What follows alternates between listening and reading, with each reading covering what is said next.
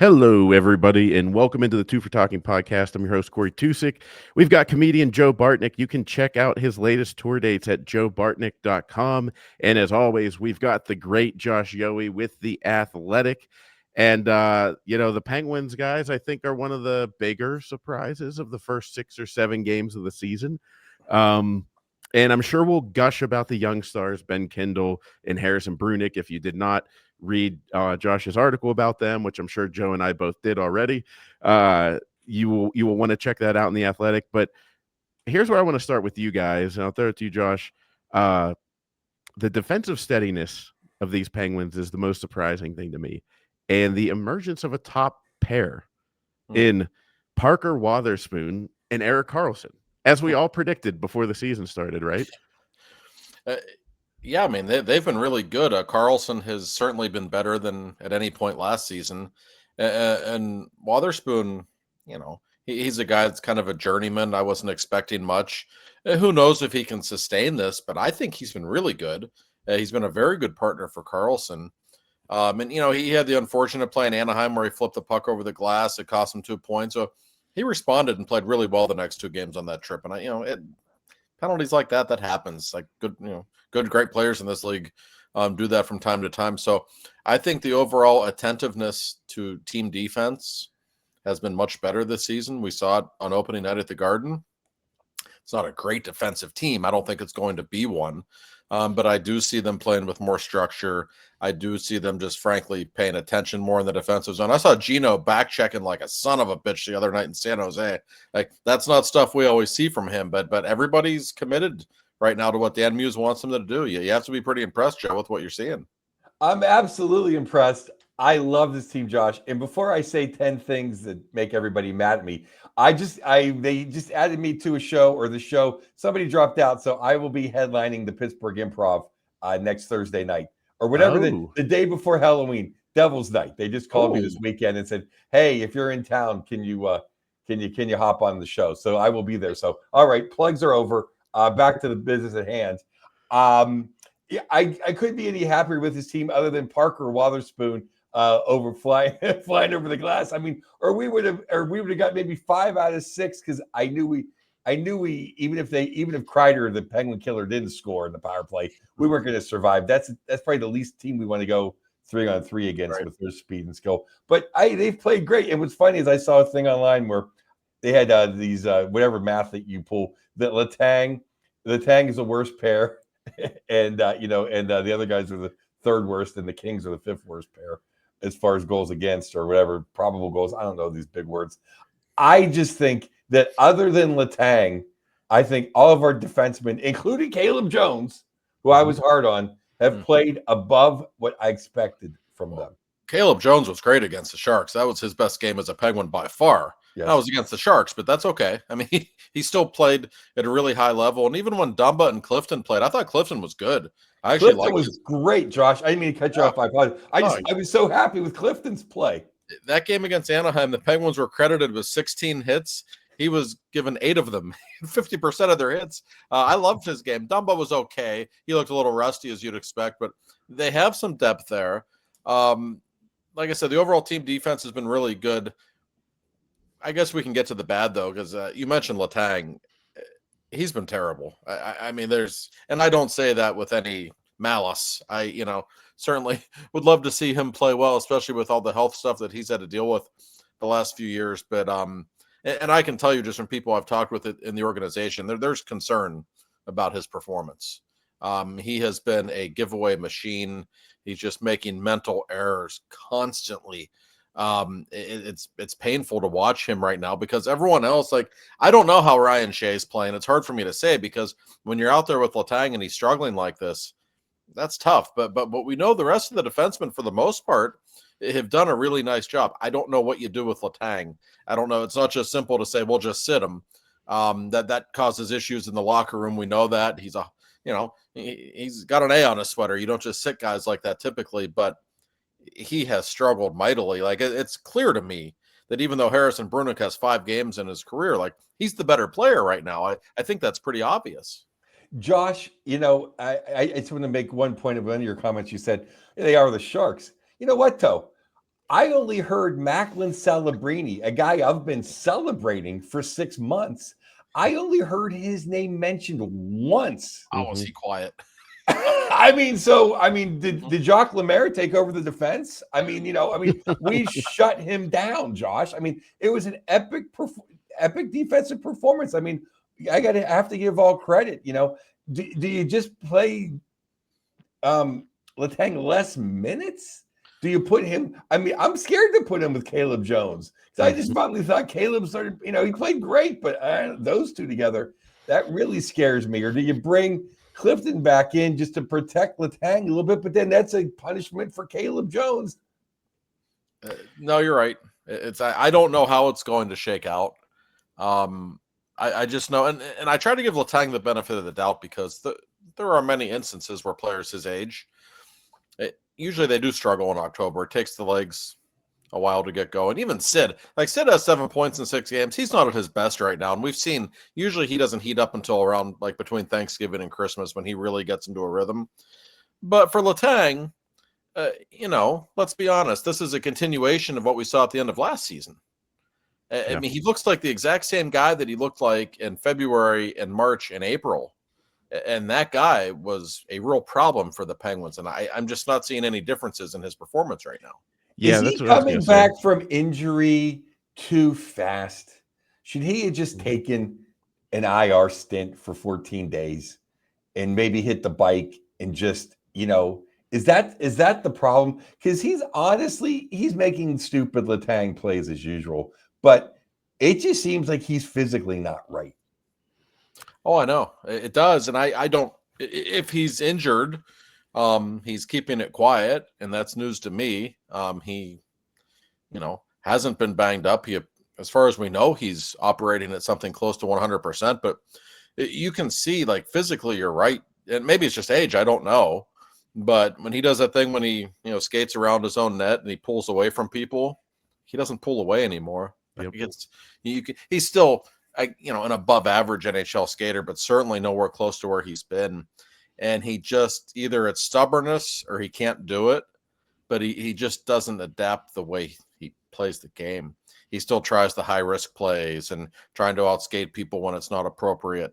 And he's always out of position, which has always been an issue with him. But he usually has the physical ability to make up for it. He's like the cornerback in football with great makeup speed. He can take chances and then still catch you on the deep route. Well, can't do it anymore. That is an excellent point. And that's why I think Mr. Shea needs extra stars on the back of his helmet, because I think if he had a steadier defenseman to play with, I think he would be shining even more. Yeah. I think his game's been pretty solid. I think he's fine. I do. I know a lot of people on social media seem to be anti Ryan Shea. I think he's fine. He's certainly not the problem. No, he's okay. I think he's relatively steady.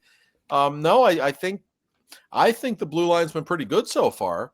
And I also think the forwards have been much better defensively. We know Sid's always going to give an honest effort defensively. Malkin, man, he is working his butt off playing two-way hockey right now. But I have to go down the lineup a little further. Corey mentioned the young guys at the beginning.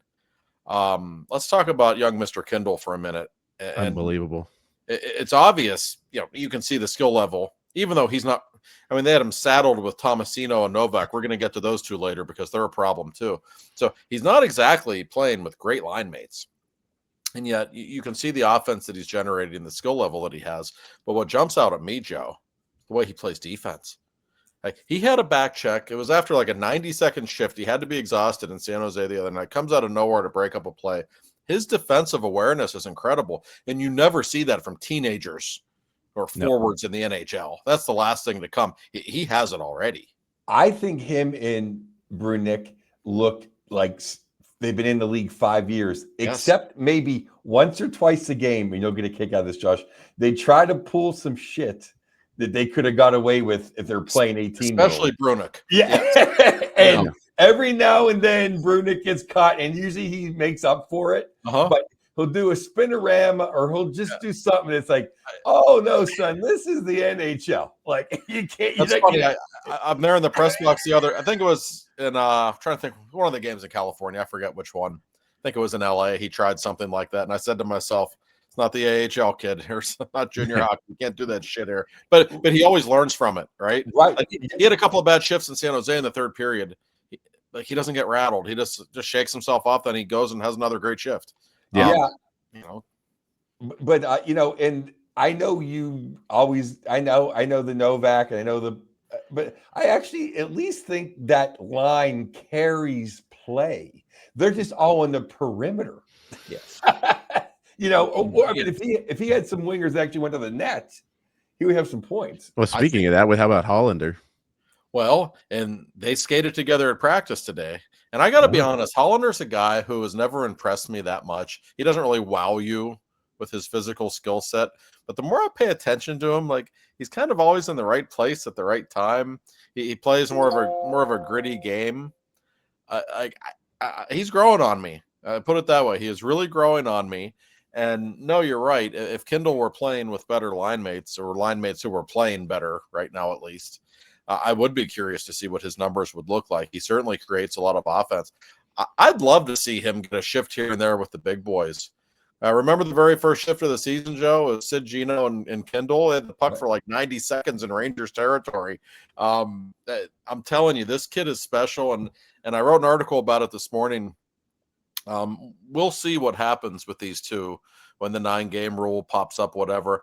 From what people in the organization have told me, I think there's a really good chance that they're both staying in Pittsburgh all season. They just think they're not going to learn anything else in junior hockey at this point, that they are so advanced. They might as well stay here. They're helping the team.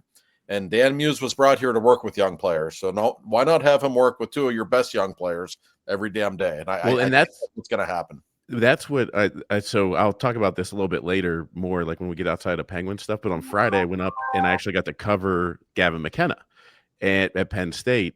And the whole time I'm watching him, I'm thinking to myself about Ben Kindle and Harrison Brunick, because Gavin McKenna's there to kind of bridge the gap between juniors in the NHL. And I'm sitting there watching him thinking, why in the world would he go to juniors? And then why in the world would Harrison Brunick or Ben Kindle go back to juniors? There's no benefit for them to play against 16-year-olds right now. Right. No.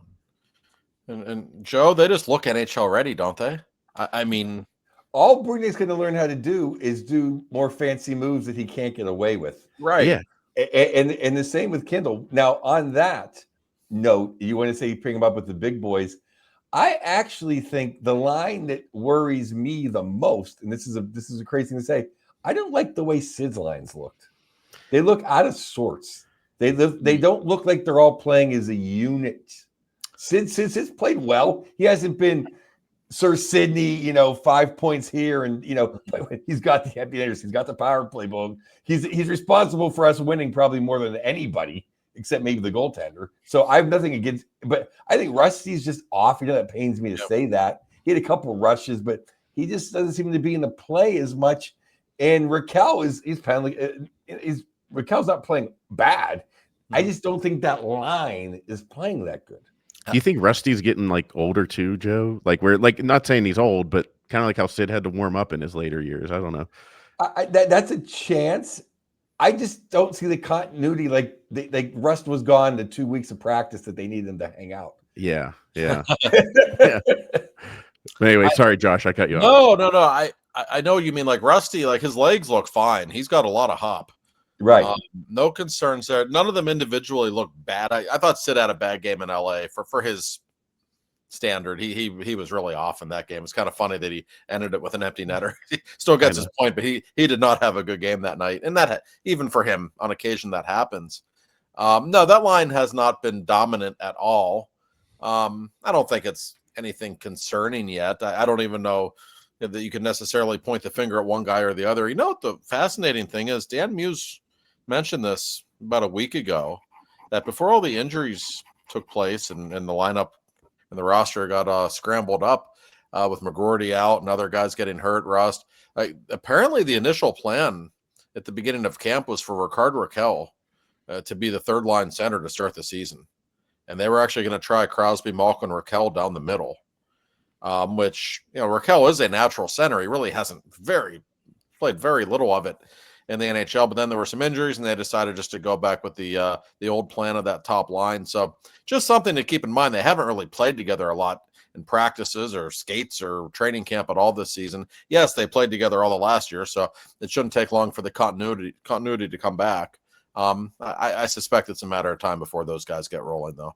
And positivity. Speaking of continuity, could I think Army calls them the mutant line? Yes, I mean, I love it. could they look any better together? Oh, It's like God. I mean, they're like the Legion of Doom. Let me first say, did anybody on this show know that Justin Brazeau had a pair of hands like what we've seen? No, I don't think Dan Muse knew he had a pair of hands like I don't that. either. Like, but it's like every game, like whether it be the deflection goal that he scored, I think it was in Anaheim, or the pass that ridiculous pass he made to Mantha where he skated around Celebrini, which was the only time I noticed Celebrini all game was when Justin Brazeau was like, putting the moves on around him. He makes 3 or 4 plays a game. It's like, wow, look at that play. Look at those hands. Look at that pass. Look at that touch. I didn't know that was part of his game. He's not a great skater, but when you're 6'6" and you have a pair of hands like that, like you don't really have to be. No. And Mantha and Gino aren't burners either. It's just a slow paced big man line, but I mean there's clear chemistry there.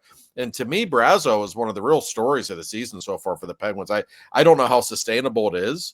If he can score 20 goals for them and be a legitimate, second line winger, that kind of changes the way you can alter the lineup if you're Dan Muse, and you can move some people further down in the lineup and make your bottom 6 better because of him.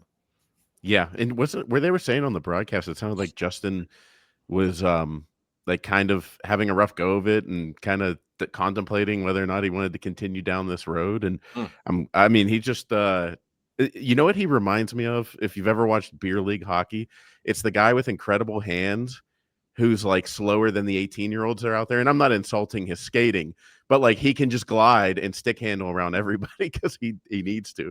And his hands are incredible. So, I mean, he seems, Joe, like a guy that you would love. A big guy that's going to use his hands in front of the net. I gotta wear my fan shirt. Big shoulders, soft hands. He's a man. I love the guy. He's an old school power forward, and Tony Mantha's warming up, and Gino. You give Gino space, he's going to create. And if those guys just get in somebody's way, I whoever put that line together, I mean, Muse has very few things I've even questioned. No, I mean, that was a genius move, Josh. And he had Brazeau with Gino immediately in training camp, and I was thinking to myself, like, what the hell's that guy doing with Gino? That's not going to work. And I have been proven incorrect, as I often am in life. And I mean, again, it's only 6 games. We'll see if he can maintain this. But I will say this for him, and we've mentioned this before. He scored, 61 goals in one junior season, I think. You don't do that by accident, okay? Even like really good goal scorers in the NHL don't usually score that many goals in one junior season. That's a really big number. And that tells me, like, okay, that's a guy who has some natural goal scoring gifts that other people don't have. And we've seen it already, Joe. Well, Josh, just think about, I didn't like Bruin center depth after Krejci retired and Bergeron retired. I don't think Charlie Coyle's a good number 1 center or Lindholm. So just imagine who his 3rd and 4th line centers were. That's true. And I don't like Minnesota's other than Rossi. Who do they have at center, right? Eriksson Ek. No, I mean, so imagine the guys beneath him that he's playing with. He's playing with a Hall of Famer now. Yeah. I give him credit. He's making the most of his opportunity. Like, he's not like a nasty, abrasive kind of player, but at least he's big. They haven't had size like this. At least that's a line with like 3 legitimately big people. Like, Gino's probably the only one with a mean streak on that line, but that's okay. They just haven't had that style of a line I can remember the last time they had 3 guys that big on a line. I don't know that they ever have, quite honestly. It's been their best line, bar none, through the first 6 games of the season. And Brazeau, like, I totally agree. He hasn't had a center like this to play with. The amazing thing about what he's done, though, like, he's creating a lot of offense just on his own. It's not like he's getting tap-ins from Gino or whatever. I mean, yeah, they look really good together, but that play the other night when he like stick handles around Celebrini and makes this gorgeous feed to set up Mantha, and that was a beautiful finish by Mantha too. Like that was impressive. Like that we see there's 2 or 3 times every game he does stuff. It's like, wow, like why has this guy never like become a good player in this league? I'm a little confused because I'm seeing things that I wasn't expecting. And even I talked with Dan Muse after the game. I said to him, Justin Brazeau has a pretty big or pretty good pair of hands, and Muse's eyes just got real big. He's like, yeah, no kidding. Like you could tell he was impressed. Well, Josh, too, our great friend, the super genius, he'd always say how Horny would bring Sid to not the fight, but to make him play low. Mm-hmm. And it's kind of like what these guys do. Mm-hmm. They're bringing Gino. Gino's not, I mean, hey, they've had some great rushes. And Brazeau looks really good on the rush, and he always kind of cherry picks a hair. But when they have the puck, they're slow and prodding, and they're making Gino get in the muck and not just skate around. And it's so interesting because Mike Sullivan's theory had been for years as Gino started to slow down, surround him with speed. And I understand that. It makes sense in theory, and sometimes it did work. The thinking now seems to be, let's just find a couple of guys who play the game at his speed, and that's okay. And that's fine. There's like different levels. Sometimes I think there's something to be said for just playing with guys who basically play the game at the same pace as you. And I will bring this up. I was talking with Sid after the Four Nations, and we were talking about McKinnon, and he was like kind of half joking and half serious, I think. He said, I don't really like playing with Nate all the time. I said, no? He said, he's so damn fast. Like, it's just a pain keeping up with him. And that's Sidney Crosby saying that. That tells you how fast McKinnon is. But I do think sometimes when you find somebody that plays at the same tempo as you, that does make the game easier. And we've seen that on the Penguins' second line. I mean, those guys have been absolutely dynamic together. I don't know if it will keep up. And I will say this. I don't want to be Debbie Downer. Gino started off pretty hot in October last year, too. Mm-hmm. And he just had a hard time for 82 games playing at that level. So we have to consider that. But I really like his game right now. He's terrific. And these guys' size lets Gino flip it in. And like, you know what? I'll take what they're giving me and I'll flip it in. And there's a chance that Brazeau and Mantha are going to get it. He was playing with Tomasino and forgetting all the other little guys. Like, oh, well, that's just giving up. Mm-hmm. No, and I think playing with those guys sometimes would encourage Gino to do some dumb shit and turn the puck over a lot too, whereas these guys are playing more of a simple brand of hockey. And one thing about Gino, we all know he doesn't move the way he did 10 years ago. Who among us does? But we know he has slowed down in that way. He's not the same player in transition. He's still a big man. A big, strong guy who, we talk about Sid being the best grinder ever down low, and he is. Well, Gino's pretty darn good, too, in that regard. And I would always love when Gino would be in a little bit of a slump. He would do the Sid thing on the power play. He would just plant himself in front of the net and get goals that way. He can play that game. He's still 6'5", or as strong as he's ever been. So I like everything, really, that Muse has done with the lineup. But those three together, really good idea. And his hands aren't betraying him yet, he's not the goal scorer he was, but he can still shoot the puck. He can still handle the puck. That's obvious. So it's been one of the best lines in hockey so far. And we got to tip our hat. We got to tip our hat to Mr. Jari with the sombrero. Unbelievable. But I want to make this point, Josh. What is he doing going for the empty net with the guy standing right next to him? It could have hit off that guy's face and fell in the net. You think he already has an empty netter. He's not Marc-Andre Fleury. He's not going to the Hall of Fame, and the only thing missing on his resume is a goal. He could have won that whole thing. Well, yes. I don't like how often he does that. Now, I will say it wasn't the worst. There was a game, God, it was a couple of years ago when he was really, really struggling. And for the life of me, I can't remember who they were playing against. I think they were winning like 6-1. Then Jari gave up 4 goals in the third period, and it was 6-5. And he tried to score an empty netter, and he like fanned on it and almost got a goal doing it.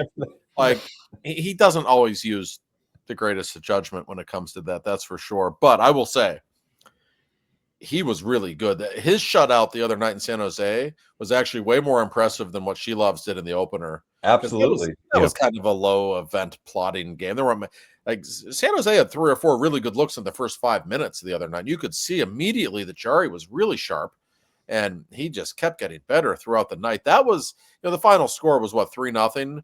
That was not like a 3-0 high. That was a really up tempo back and forth game. It felt like a 5-4 game, really. He was great, and I actually thought in the home opener he played very well. He gave up 3 goals, but that was another kind of up and down game. He was really good at the end of that game against the Islanders. Didn't have a great game against the Ducks, but there were some defensive lapses in front of him that were pretty grotesque that night as well. So I think you have to be encouraged with both goaltenders right now. I think the good outweighs the bad from both of them. But boy, Jarry, he was really, really good. And you have to be encouraged. It looks like he's kind of picking up where he left off at the end of last season. I've been hard on him, Joe, but good for him. He's shown some guts right now. He really has. Josh, absolutely. And, for everybody looking ahead, he's playing good enough to be traded. That's exactly what I was going to ask. I had that thought the other night. I know. Which is maybe all we need. There's some bad goaltending around the league right now, too. Like there are some teams that, the Penguins goaltending situation might not be great, but I'll tell you what, you watch some games right now. The golden age of goaltending is gone. Remember, like when Sid broke into the league 20 years ago? Oh my God! Every team had a stud goalie back then. It was incredible. Sid's the division alone was Lundqvist against the Rangers, Brodeur with the Devils. I was right down the list. It was incredible. It's not like that anymore. There's like 7 or 8 goalies that I say like really good goalies that you don't really want to face in the league right now. There's a lot that frankly aren't. So it's almost like quarterbacks in the NFL. I mean, not that they control the play as much as a quarterback does, but like, the NFL, it's like, well, we know who it is. NHL now is like, and then if you get to the playoffs, you lose a couple goalies. Because Hellebuck goes out the window the moment you get to the playoffs. So right, I don't know. Don't let the Russians go to the Olympics, and there's no good goalies left. So it's I think it's gonna be interesting that Tristan might pull some attention. We'll get to. I want to talk. We'll talk big picture about the Penguins, what this start really means, and where we go from here. Get around the division and what's coming up the next week. But before we do that, Mr. Bill Neofus, the best insurance man in the world, he's got to be thrilled with the Penguins 4-2 start. I would imagine he's not much of a tank man. He's more in the let's win now mode. He very much is, and this is exciting too. Our man Bill has a new little promo for me to read. Every now and then he sends me these little messages like, hey, let's tell the listeners this today. So some good advice, because it's fall in Western Pennsylvania. You know what that means? It's deer season. They're everywhere. And of course, as an insurance man, he's aware. So we've got some tips from Bill, because the most active time for deer running in front of your car in Western PA is October, November, December. Let's be honest, it's 12 months a year where we live, but really, really bad right now. So a few reminders from the greatest insurance man of them all. Be mindful of peak activity hours during the season. Deer are most active in the afternoon, but of course they're hardest to see at dawn and dusk, so be particularly careful then.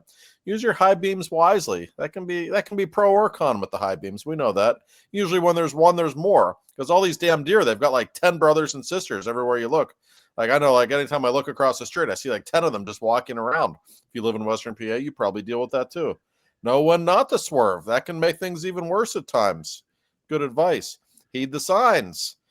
Deer crossing signs aren't just there for show. Use your seatbelt, because don't be an idiot, for God's sake. It's not 1984. People wear seatbelts now. If a collision occurs, just relax and take the proper steps.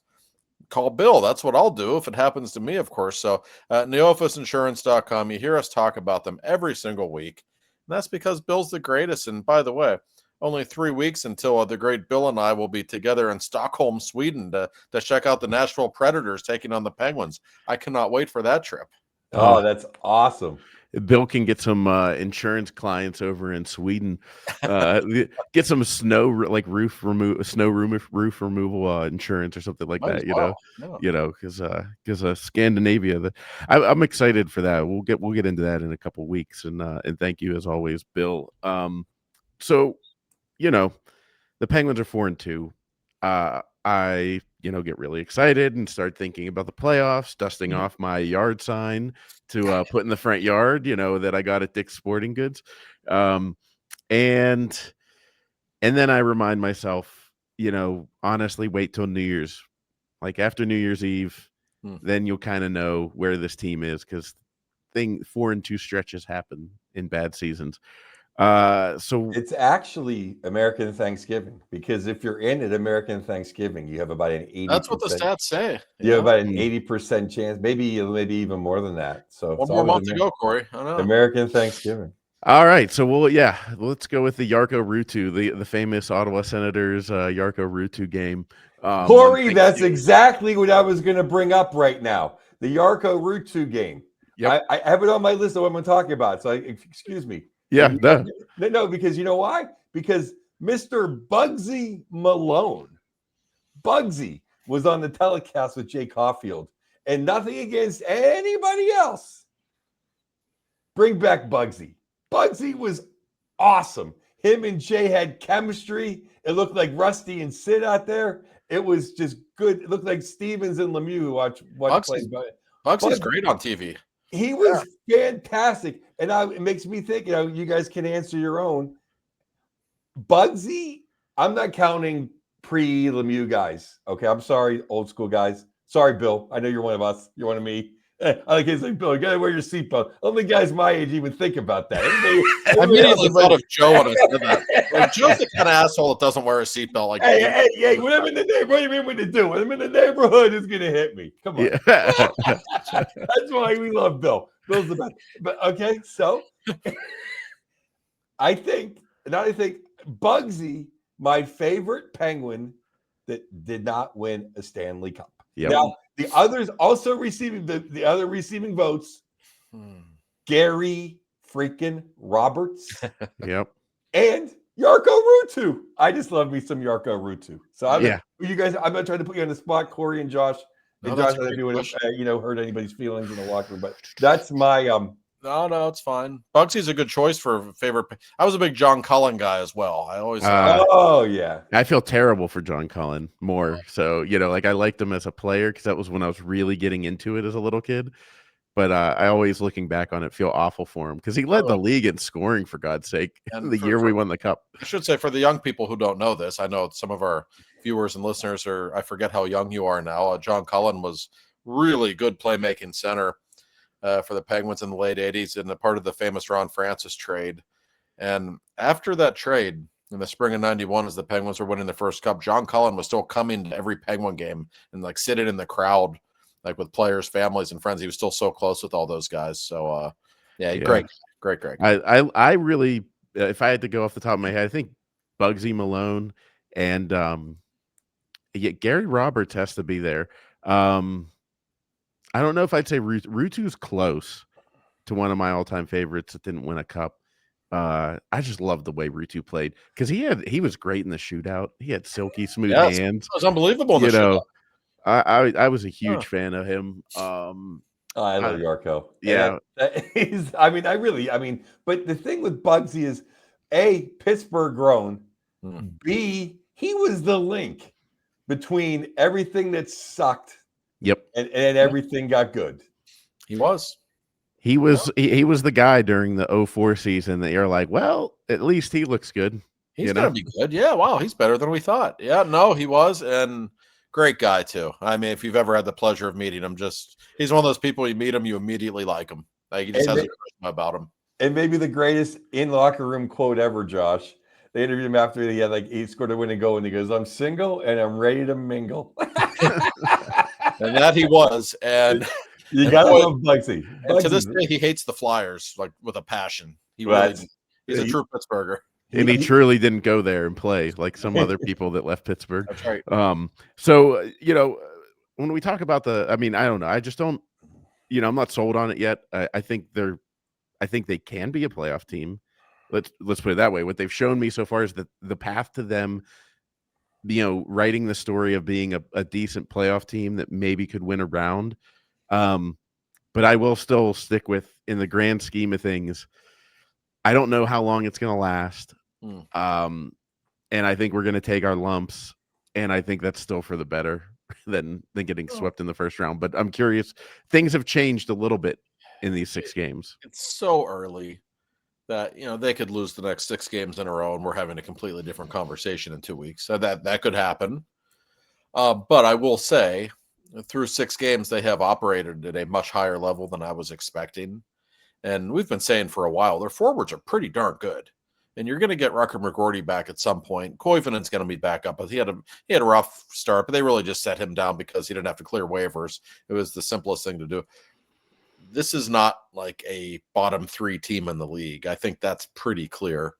And I also think, even though, again, it's so early, the early returns on the coach are very good. I'm telling you, conversations I've had from the captain of the hockey team all the way down to like the lunch ladies in the cafeteria at the practice facility, you name it, everybody likes this guy. And he has everyone's attention. And you can see by the way they're playing that some good things are happening right now. So, no, they're not some bottom 3 team in the league. Are they better than we thought they might be? It doesn't necessarily mean they're going to be in playoff contention. We're going to have to give that a couple months. New Year's, Thanksgiving, Christmas, whenever. When we get to around the halfway point of the season, if they are in playoff position or only a couple of points out, then it's time to have that conversation, because what's going to happen, Joe, if they're in playoff position or in contention or a lot better than we thought halfway through the season, 87 and 71 are going to smell it. Like they are. And you're going to see them turn their games up to a different level if they think this team has any kind of a chance to play in the playoffs one last time together. I know that's not what some fans want. You want the tank or whatever. But if those guys smell it, that changes things. Well, I think that's what – I mean, as soon as I got to look at the forward list, as soon as I saw our depth chart, I said it's 2 things.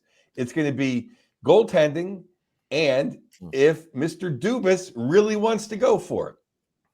Because we're going to be sniffing around, barring a horrible injury. We're just too good up front to, unless goaltending craps the bed, we're going to be sniffing around the playoff. It's going to be up to, if Dubas wants to keep I'm not saying he has to add somebody, but just keep everybody. I think we're going to be right there. It's going to be up to him whether he wants to just go for it or to trade off guys.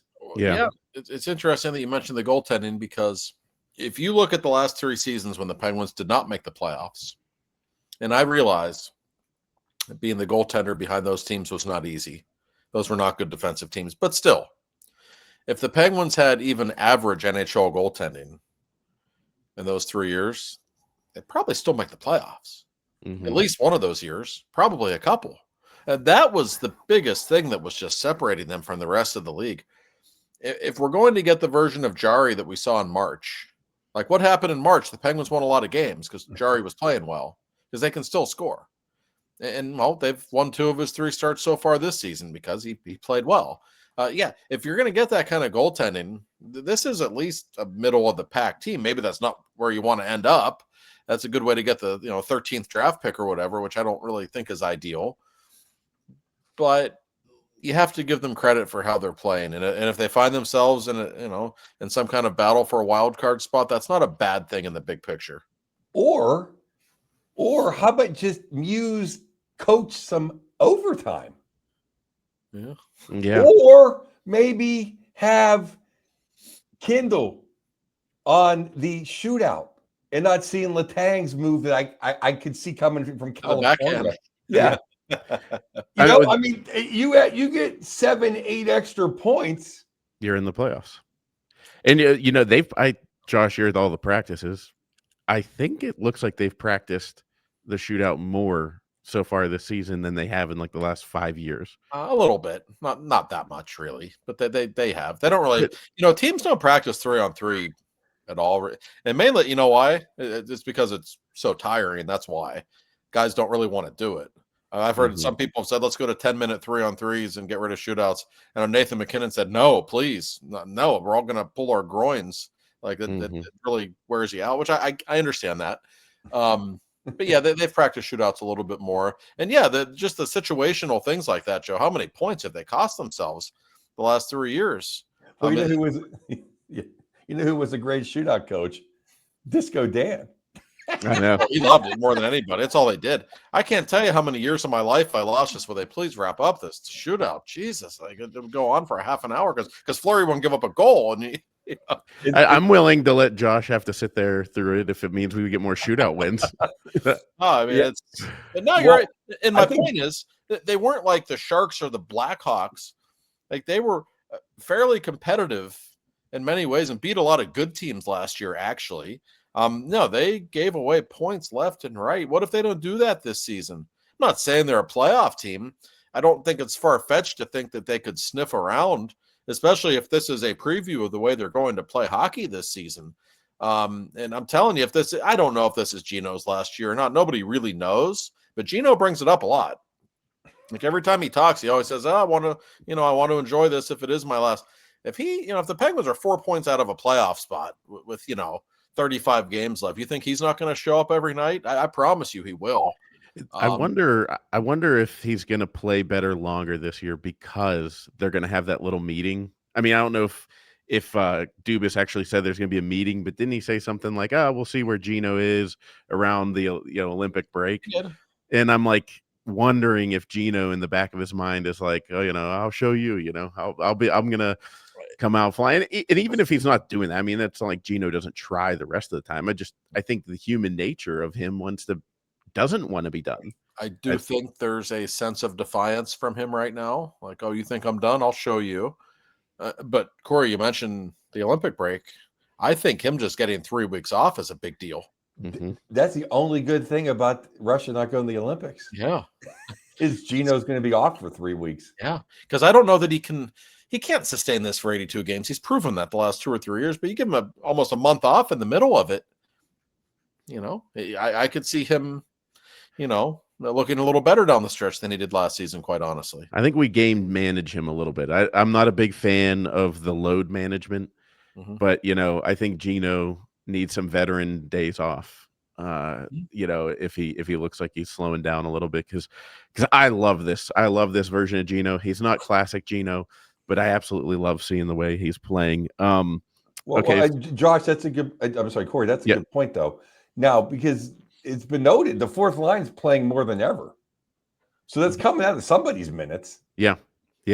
Gino's playing less minutes, I believe. And they haven't had any power plays either. So actually, the big guys, their minutes are down in general because of that. But that's okay. You don't want them playing a ton in October. That's not a bad thing, especially at their ages. They don't need to be playing 25 minutes a night in October. I have 2 points I want to mention before we get into the football. One is thank you for 25 years of greatness, Mr. Potash. Yes, I think we can all say that. Absolutely.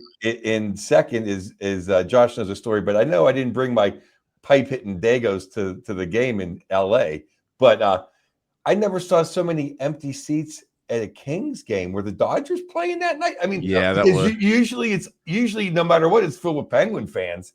So I don't know if they thought that we were going to stink this year, so they didn't show up to see Gino goodbye, which hurts my soul, or what. But I've never seen the LA Kings arena that empty. There's always an enormous amount of Penguins fans in Anaheim. There were a lot, not as many as usual, however, for whatever reason. But LA in the first period, I've never seen that place. It was, we were all talking about it in the press box. Like, okay. It is right now. And I think the Dodgers game, they had an afternoon game in the playoffs that day. Okay. It didn't end until around puck drop. And by the second period, I think it had filled in a little bit. I do think that was part of it. But it was noticeably empty. Yes. That's all right. Yeah, I just wondered. All right, sorry. No, yeah. So we got up ahead this week. We got the Canucks tomorrow night. I don't know what to make of the Canucks. I haven't watched them at all, but they're 4-2. Off to a good start. And then here's the big one. We got the Panthers on Thursday, and they're on a 4-game losing streak. What is happening with the Big Cats? Is it all because of the injuries? I haven't watched them. Joe, maybe you've watched them, but they're certainly way further down the standings than I thought they were going to be. Well, they're getting very frustrated as by the Rat losing his mind 2 days ago against Buffalo. Good on Lindy Ruff. He got a couple wins. I'm happy to give Lindy He needed it. Yeah, poor Lindy. Yeah, I mean, they came out the first 3 games, they did not look like they missed them, but now it kind of looks like they missed the offensive punch. Let's face it, Sam Bennett is, he's a guy that turns it up in the postseason when you need big goals or big moments. Regular season, he can kind of disappear for 20 games. I really like Lindell, but Lindell is Barkov light. Right. He's not Barkov, and we can, and Kulikov, he's an excellent defenseman. And, but Bobrovsky, the games I've seen, has been amazing. It's not Bobrovsky. No, I'm sure they're dealing with a little bit of a hangover too. That's going to happen. Listen, Barkov's one of the 10 best players in the sport. They're not the same team without him. And of course, Kachuk's out too. Yeah. They have some other guys who are banged up. I think it's an injury thing more than anything. The Penguins maybe are catching them at a good time. It'd be an interesting week. You got the Canucks in Pittsburgh tomorrow night. I know Brock Besser got hurt. I think he might be out tomorrow, and I bring him up specifically because he always scores against the Penguins. He just been a Penguin killer for a while, so it would be nice for the Penguins if he were out of the lineup. It's the best time you're going to catch Florida when they're struggling. You got Vancouver at home in the middle of a long road trip, and then you got Columbus at home on Saturday. They're not really off to a great start either. It's not a real nasty stretch of schedule for the Penguins. And then after that, you got home to the Bluesers. They're off to a bit of a slow start. Then in Philly, they're off to a bit of a slow start. So it's kind of an opportunity for the Penguins to make a little move if that's what they want to do.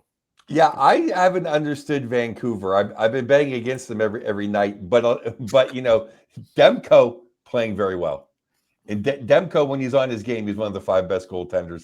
I would agree. He's In never the healthy, league. but when he is, yes. So hopefully we won't get him. Yeah. But I remember a couple years ago when they came to town, Vancouver, and this is when our great friend, who's now an enemy, was coaching. They put 3 on us in like the first period. They had like a couple power plays, and I'm like, this team is just so much better than us. It blew my mind. It was almost like, and I never leave. Or hey, I watched them lose to the Jets 8-0 last year. Rachel stayed for the whole thing. I'm like, we're not leaving.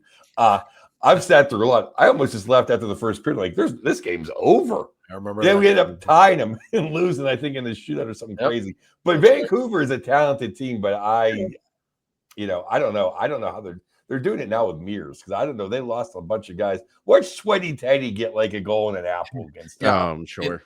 On paper, they're not what they were without JT Miller. They're on paper, they're not the same team. Yeah. No question. I don't know. Sometimes the first home game after the long road trip, as the hockey adage goes, can be a tough one. But how can you not like how the Penguins are playing right now? And I can't wait. I'll be down there in Florida Thursday night. I'm excited to see them play the champs. It's always fun when you get a chance to play what might be the best team of our era, quite frankly, even if they are shorthanded. So I think some very interesting things. And I should note, Saturday night, the home game against Columbus is the Penguins Hall of Fame inductions. Artie Stevens, Ron Francis, Scotty Bowman, and EJ are all going in. That's going to be a fun night. It'd be a tough ticket to get. Yeah. Fellas, you better not lose with Artie and Ronnie in the house. It was like the other night when we were there, Josh, on the opener. Once they put Lemieux on the board, it's like it was over. The big guys in the house. You better not lose now. Maybe Artie will guarantee a victory before the game. You can always hope so. Yeah, I tell you what, here's something that, like, when talking about the whole playoffs, where we end up, and like, why are the Penguins starting so well? I was talking with someone, I guess someone in the organization, that it was after we lost 2 in a row, and the person said to me, "I'm a little worried with how Sid looks." And I said, "What do you mean?" And they said, "How his response to losing does not look the same as it did last year." And I was like, "Oh," and this is someone that would know, someone we all know, but I was like, that, like, literally, it was like one of those things, like that sobering moment whenever, like, the black pill hits you and you're like, "Oh, okay, yeah, Joe's right. Let's make the playoffs. Like, do whatever we can to make the playoffs." I do not want to see Sid get sad. So, well, I think that's the bigger question, Corey. Yeah, is not how Gino's going to react if on trade deadline Wednesday, Rusty and Raquel and three other people are gone. It's going to be because technically Gino could be gone anyway. Yeah. It's how's Sid going to react? Yeah. That's the question. And that's why I brought it up. I wanted to see, did you guys get the same sense watching Sid react to those losses that like he looks a little different this year? No, not really. I don't know. I don't even know like how does he look different? Like what like I don't know. It just all it was said to me was that it looks like it's taking the losses harder. I don't know. He always looks kind of pissed off in the locker room to me after losses. I don't know that I necessarily. Yeah, you're the one that has to face the music and walk in there after he loses. So no, I think he's realistic about where they are as a team. Maybe his expectations aren't what they were 10 years ago. I'm sure they're not. But I still think he takes them hard. But yeah, I mean, how he responds to this season will be interesting. Like, is there a power struggle going on right now between Pat Brisson and Kyle Dubas? I don't know. I'm not saying there is. I'm not saying there isn't. It's, does Sid want Rust or Raquel traded? No, of course he doesn't. Does Kyle Dubas want to trade one of them maybe at some point? Probably. So now there's a lot of interesting subplots going on here for sure. I will tell you this though. I bet Sid and Gino, they're great friends. They really want to stick it in everybody's ass and make the playoffs. I bet Sid is more motivated to do that than he has been in a long time for a regular season. Because before it used to be, hey, they know they're going to make the playoffs. Sure. Yeah. If I may give myself a cheap plug, Joe, I'm writing an article for tomorrow, and that's the very topic that there's just, I don't know if defiance is the right word with those two, but I think that is the right word. Maybe it's like, all right, we're going to rebuild. The hockey world has written us off. Gino might be his last year. We're gonna stick it up your ass one last time and at least get back to the playoffs. You can kind of feel it. It's starting to come around too, because all I do is listen to national media, and they're starting to come around. Hey, maybe the Penguins aren't as bad as we thought. They're going, hey, Gino's got a little left in the tank. Oh, just starting to come around. Yeah, so we shall see, but it will be up to Mr. Dubas. But I like having Mario in the house. Oh yeah. Always. Well, and as I mentioned, I went up to State College to cover for our website. Actually, it was nice. I should post a picture of it. They had in the press box 2 for Talking, like it printed out. That was the 2 for Talking seat. And I had no less than 10 people because I went around and kind of did a man around town asking people what they knew about Gavin McKenna. And when I would meet Islanders, Flyers, Devils fans, they all told me, the ones that really knew, they were like, you guys are going to you're from Pittsburgh. You guys are going to get McKenna. I know it. Like they're all telling themselves that right now. I had it happen 10 times. So it was prevalent enough. But it's a weird dynamic right now. This kid who could be the next one is 2 hours away from Pittsburgh. And we have, it's a fascinating story to me. You have the old that's hanging on. And I hope they do. I want them to make the playoffs, but I just don't want it to be a failed attempt and us just hanging on for a last gasp. But I will tell you guys, you should go up to State College. He's the real deal. He didn't even light it up that night, but it's definitely worth the price of admission. And that arena, for as much as it pains me to say, it's a great arena to watch a hockey. It's like they're right on top of the action. Yeah. Great facility. Better than talking about their football program right now. Just if you're a Penn State person, just focus on the hockey program. That's the winning. For everyone that wants to win the lottery, everyone wants to. Oh my God, Gavin! How many Stanley Cups does Connor McDavid have? It's true. Very, very few. Yeah, and that few would be 0. He sniffed it. I think he has the flavor. He knows what the cup smells like. He just doesn't know what it feels like yet. Everybody who doesn't want to make the playoffs and wants to get rid of Raquel and Rust and everyone be gone, and we'll throw our hat in the ring for the 1/5 chance that someone could get us to the playoffs. Okay. And by the way, if you've seen like Chicago or San Jose play or some of the there are some really bad teams in this league. I mean, the Penguins they're not going to be this first or second or third worst team in the league. They might be bad, but their odds of getting him aren't going to be great. If it's meant to happen, it'll happen. But I don't, Yeah, tanking's just not. it's not going to happen. I know some people want them to tank, but they might organically have a bad season. Okay, maybe they'll have their chance, but if it wasn't a lottery and it was, hey, you're going to be the worst team, you get the number 1 pick, I can kind of understand tanking. yeah, that's different. You know, if EJ tanked in the spring of '84, that's okay. He knew it was for the greater good. it was a guarantee, like, but even Right. best case scenario, you're a 1 in 4 shot.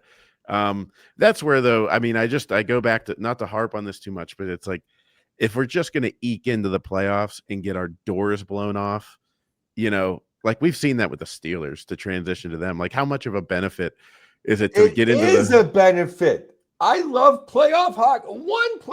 If we win one of those games, that's worth it. It's playoff hockey. I remember when we never made the playoffs, Corey, when there was the list of 21 teams in the Post-Gazette, there'd be a line at 16. We were always underneath them. People around here took for granted. We made the playoffs. So they go, they won't even sell out until game day. It's like, it's playoff hockey. That's what I want to see. I don't want, it's like, hey, if you give me McKenna, sure. But the chance of us getting McKenna are so slim and none. Yeah. It's like, give me playoff hockey. That's what turns cities into places. Any city, like, oh, we're just getting in our hockey team. It's like, well, when your city gets on a run and a playoff run, then you understand what hockey is. That's how you become a hockey city. That's what Columbus has never had. Yeah. So I was so delighted when the Athletic asked me to cover the Florida Tampa series in the first round last year, because I just miss being in that atmosphere. There's a buzz when there's playoff hockey in a city that if you felt it before, you know what it feels like. I don't care if you're a reporter, if you're a fan, if you're a player, it doesn't matter. It's intoxicating. Like I miss it. I really do. Oh, and selfishly, because we're doing this podcast now and they haven't been in the playoffs since we started. I mean, it wasn't us, everybody. They missed the year before the podcast started. But, I was sitting there doing Man Around Town in State College, interviewing people.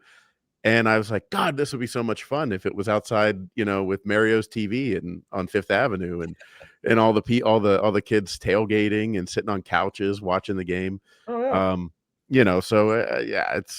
But anyways, the transition to the Steelers, I'm like, we've seen, I don't know. I'm not saying it would happen with the Penguins, but with the Steelers, they make the playoffs and you're like, are they really a playoff team?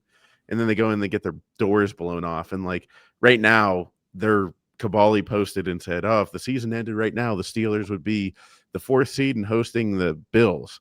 I'm like, oh, that would go great. Like we would get our faces kicked in by the Bills. Maybe. It's the NFL. We'd score some points. Let's put it that way. My thought on this is the NFL itself is just nothing but mediocre. Like the Chargers look like world beaters the first 3 weeks. Now they look terrible. Like the Bills, like almost lost to the Dolphins and Saints at home. Then they got killed in Atlanta. Like I don't know who's good and who isn't. I still think Kansas City's the best team in the AFC, which is a real problem for everybody else, Joe. But I just think the Steelers are kind of like everyone else, very flawed, and they just keep doing the same things defensively they've been doing for a decade. And Jesus, it's not working. It's to me a massive indictment of the coaching staff, and it has been for a while. I have 2 points. I'm going to go back to 1 point first, and I'm going to hit you up, Josh. But I'm going to say this: I was just in Buffalo, and there was football, and I was wearing my Penguin hat, and this guy came up after, saying, "Oh, great show!" But he goes, "Oh, you're a hockey guy." I go, "Yeah," and he's like, "Yeah, I used to be." And Buffalo used to be a big hockey town. And what happens? You don't make the playoffs for a generation, and people all of a sudden find something else to do. So for everyone who wants to tank, okay. Oh, they got Eichel. They got the other defenseman, Darlene. Where have they been? They've been nothing. Okay, that's a really good point. It is. Now, yeah. Thank you, sir. Now back to the Steelers. I tweeted this. How does Alabama have 3 professional wide receivers and we only have 1? It was a good tweet. That's really good. I mean, I don't understand how the offense. Oh, thank God we got 9 tight ends. But you know what I mean. Somebody asked me if I'm drinking Jack Daniels. Yeah. This is raspberry iced tea. I will have you know. I love a little raspberry tea. But I mean, and where are all the people that, oh my God, that didn't like the fact that our quarterback sat in a cave for a week or whatever? I mean, could Aaron Rodgers play any better? He is he's on pace for 40 touchdowns, for God's sake, with one wide receiver on the team. Yeah. Really. What he's done is extraordinary. He's not really in the MVP conversation, but he's not that far off, honestly. Look at how bad this defense has been. Look at the lack of weapons that he has, and they're 4-2, probably going to win the division. He keeps getting better. And I thought, Joe, the last 2 games, he really moved a lot better. Like, he's starting to, run around in the pocket, and like first couple of weeks, he was just going down if he got touched. You can see he feels a little more limber. He's been a joy to watch. I love watching him. It's been as fantastic as we thought it was going to be. Now, here's another point about the Steelers. Where is that $41 million going to? Joe Flacco moves like the Statue of Liberty, and TJ Watt never touched him. For $41 freaking million. Hey, where's Cam Hayward at? I'm glad you held out, Cam. And I'm so sick of the excuse making, like, oh, he gets rid of the ball fast. Like, I don't give a shit. He was completely invisible all game. That's not acceptable. We always hear about, the Bengals offensive line so terrible, it's going to get Joe Burrow killed. Well, it didn't look that terrible against the Steelers the other night, did it? They looked like all pros. The whole line. I mean, TJ had to take off the second series of the game. Did you notice that? Second series of the game, he's on the sideline looking exhausted. Like, okay. I did notice that he did play I was thinking, well, at least he was in there in the fourth quarter. I thought for sure he'd be resting. Yeah, I didn't know Anthony Munoz was back on the Bengals. Yeah. I mean, listen, TJ is a great player, but he's not been the same guy the last 2 years. No, he's been good. He has not been great, and that was an embarrassing defensive performance, really on every level. You can't find anybody on that defense that played well, and you put up 30+ points, and you have the most expensive defense in the league on your payroll. You should never lose, ever. I put the blame on Mike Tomlin because everyone wants to fire Terrell Austin, but we all know whose defense this is. And what did Jamar Chase say afterwards? He said something like, we knew what they were going to do anyways. And Julian Edelman said that on the podcast on a podcast last year. He's like, I love playing against Mike Tomlin because we what they're going to do. And to me, that's why we got picked apart by Joe Flacco, because he is a quarterback that can recognize immediately what we're going to do. And if you look in the last 10 years, Mike Tomlin's success, he makes his hay on defense against quarterbacks that are inexperienced. So against Dylan Gabriel, we look great. Against Joe Flacco, he looks like Joe Montana. But I can't even blame Tomlin on that, because that seems the way it's been since Bill Cowher was here. Was every mediocre to quarterback the Steelers crush. Mm-hmm. Every great quarterback we lose to. If you can get in the old days of Greg Lloyd and fake Hulk Hogan, Kevin Green, and all those guys, if you got rid of the ball in 3 seconds, you beat the Steelers. If you didn't, you lost. It's true. It's the way it's been that way since when me and Joe hung them up. And listen, the NFL has changed. Like, it's a league of offense now. Like, the best teams, you think of their offense before you think of their defense, which I think just goes to show that spending all your money on defense probably isn't the way to go. I just think it's a philosophical approach. Wouldn't you like it if the Steelers had 50 extra million for their offense to go get another lineman and another real receiver to play across from Metcalf? Now you're talking, right? And when I look at the Steelers, I'm so encouraged by how Rodgers has played that it almost makes you think, are they going to have to try to win a different kind of way this season? Because before the year, it's try to win 17, 14 games, manage the game. I don't think that's going to work. The defense has really only looked good once all season, and that was against the JV team the Browns put out there. Every other game, the Patriots game, they never should have won that game. They got a bunch of turnovers that fell right into their lap, let's be honest. This is a defense with major, major problems. Yeah. And just please, not you guys, but everybody out there, just enough with how TJ Watt is an all-time Steeler great. Just please. Just please. Come on. If he goes on a what's his name? The guy that was in LA. I don't know why I'm blanking from Aaron Pittsburgh. Aaron Donald. If he goes on an Aaron Donald level run to end his career, where Aaron Donald essentially won them that Super Bowl, and ended the Super Bowl, like then okay. But Corey, you have to start with winning a playoff game. Yeah. Which he hasn't done. Unbelievably. That would be a good place to start. It's not. I don't understand how anyone can be a all-time Steeler great when they haven't won a playoff game, unless they're Buddy Dial. and I know everybody's just kind of giving the Steelers the division. I will warn you: the next 3 games are against Green Bay, and then the red-hot Indianapolis Colts, then the Chargers. That's no sure thing they're going to win the division. Very real possibility we end up 5-5 or something. Yeah, I mean that wouldn't shock anybody. I don't think. I knew we had to score 28. I thought we had to score 31 points to win because I thought that the Bengals would score 28. How are we going to, how Rodgers is going to score 28, 31 against the Green Bay? Green Bay actually has a defense. All they did all week was shit on the Bengals defense. Well, you know what I mean? Green Bay actually has a defense. They got Micah. They got Micah. Micah's going to be in the backfield. And you look down the road, just thinking of the Steelers defense, you look down the road at their schedule. So coming up, the Colts offense is really good. The Chargers have Herbert. Then you've got Lamar twice. You got Josh Allen on that schedule. Like it's about to pick up in a scary way. And you have to play Flacco again, for God's sake. I mean, the way that went the other night, who knows what will happen in the middle of November when they come to Pittsburgh. Yep. I don't have it's not, and it's the weirdest part, if they win that game, then we're like, hey, 5-1. They've got their problems, but they're 5-1. So it's that's one of the things I love about the NFL. You're just like, all right, maybe we'll be all right, but I don't know. Anyways, it took a 60-yard field goal to beat the Jets. Yeah. I mean, we could be 2-4 very easily. Very easily could be 2-4. So anyways, well, hey, that'll do it for this week on the Two for Talking podcast. We appreciate you guys as always. And Joe, plug that again. And Thursday, I will be Thursday the 30th, the day before Halloween Devil's Night. I will be at the Pittsburgh Improv. Devil's Night with Joe Bartnick. That sounds. There you go. Yeah, I like it. Yeah. I think I'm going to appear that night myself, Joe. Oh, I hope you're there. And we appreciate you guys as always. Go to twofortalking.com. Like Joe's articles are there.